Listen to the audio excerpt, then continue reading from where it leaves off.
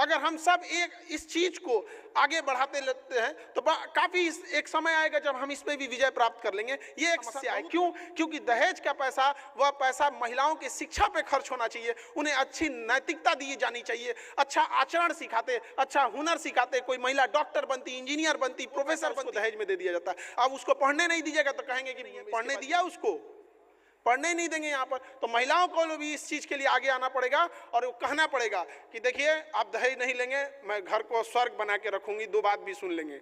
बाकी आगे का तो समझते हैं अगर लीजिएगा तो बाकी आगे का तो समझते हैं अगर लीजिएगा तो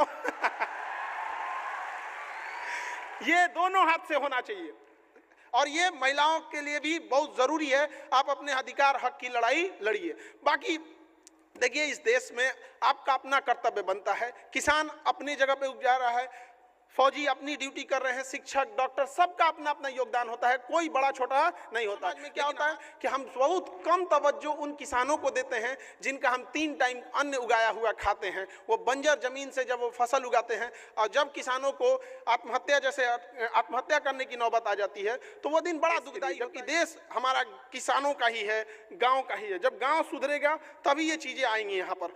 हम लोग भी जब यहाँ पटना में संस्था में पढ़ाते थे तो देखे गाँव से लोग आते थे इलाज कराने के लिए, उनको जब ब्लड वगैरह नहीं मिलता था तो कई बार हम लोग शुरुआती दौर में कि अब ये इसको कैसे ब्लड दिलाया जाए तो अपने क्लास के बच्चों को भेज देते थे, जाओ बहुआ ब्लड देके आ जाओ यहाँ पे। कई बार हमने गायत्री परिवार से भी बच्चों को बुलाया, पढ़ रहे थे, हमने बुलाया कहाँ जा रहे हो, तो सर आज हमको स्लम एरिया में पढ़ाने जाना है, हमको पढ़ा के आना तो एक तो ब्लड दे देना। वहाँ आने के बाद उसने ब्लड तक दिया यहाँ पर। हमने बहुत लोगों को ऐसा किया।